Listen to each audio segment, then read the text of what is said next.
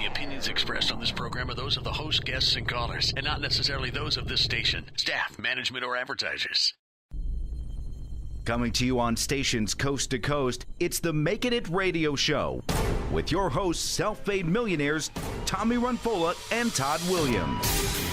Tommy Runfola, founder and president of one of America's top technology, consumer products, and media companies. Author, investor, and National Entrepreneur of the Year nominee. Tommy has worked with 5 U.S. presidents and vice presidents. Todd Williams, founder and CEO of Inc. Magazine's 2013 fastest growing food and beverage companies in America. A former NBC TV personality and Harvard Business alumnus. Makin It is the source for success stories and in-the-trenches information that outlines a roadmap to the American dream. And now, here's Tommy and Todd. This is Tommy and Todd making it coast to coast, and do we have a great show for you today. Say hello to everybody, Brittany and Todd. Hi. What's up? All right. So what's going on today, Brittany? All right, show lineup. First off, we're going to be discussing one of our favorite topics, which is how millionaires got so freaking rich. Oh, I love that. The inside secrets about that. I'd love to even think about it. Then we're going to be discussing a topic that most people are not quite as fond on, debt. Ooh, I don't like to think about that. But we're here to actually, hopefully, give them some fix solutions so they can get out of debt. So we're going to tackle that subject. Then Tommy has got a great segment. He is the Doubt Whisperer. Tommy, say it like you do on your intro, please. The Doubt Whisperer. Yes. All right. Well, that's enough of an intro and teaser for that. That's to come. Then lastly, we're going to be discussing one of my favorite hothead topics about who to hire, when to hire them, or if you should just not hire people. Yeah. That's called outsourcing. That is. So I have a very hot temper on that subject. Careful. Let's keep them in America. All right. I don't want to get in trouble with anybody in Washington. All right.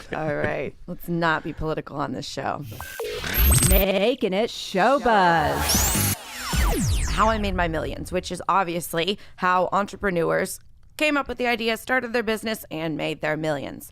Now, I like this show, and the one I watched was about Texas Roadhouse, and I like it because it literally gives you kind of the step-by-step of how they succeeded, what the original idea was. They do touch on a lot of the obstacles they went through in order to get to that success point in their business and financially. But what I'm not so fond of is it felt very sterile to me. So I know on our show here, we're very candid. You know, we want to get the down and dirty.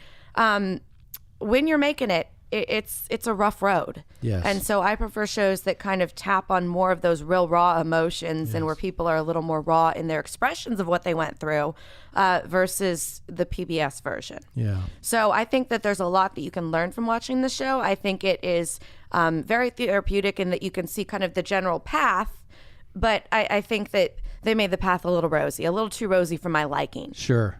So there's a lot to learn. It's very educational, but it's kind of like the edited PBS version. Yeah. Sort of You like are aware that PBS contacted us to put us on their network, and you don't like the PBS version.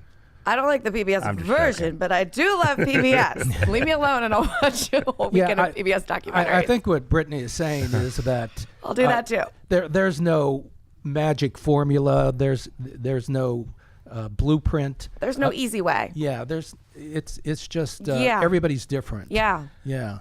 I think this show, we do on this Making It Show Buzz, we do, all these entrepreneur reality shows.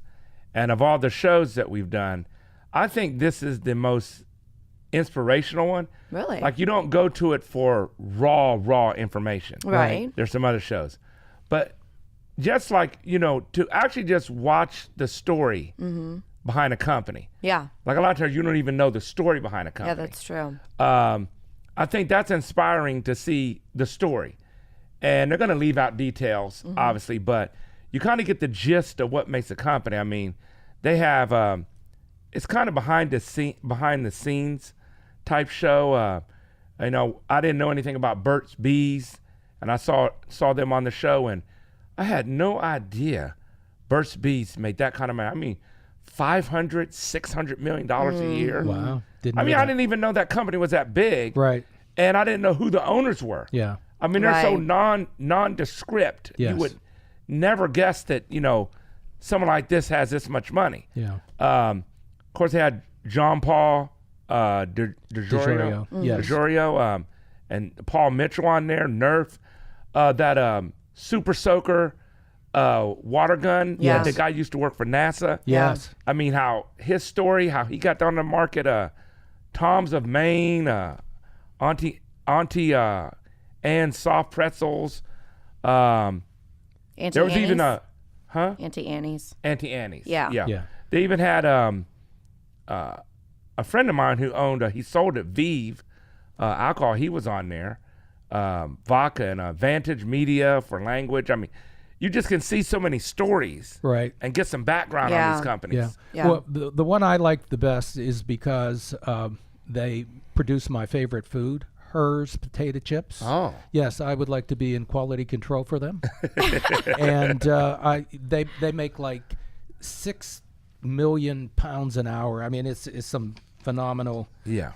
6 tons of finished potato chips every hour. Yeah. Yeah. Now that's impressive in and of itself.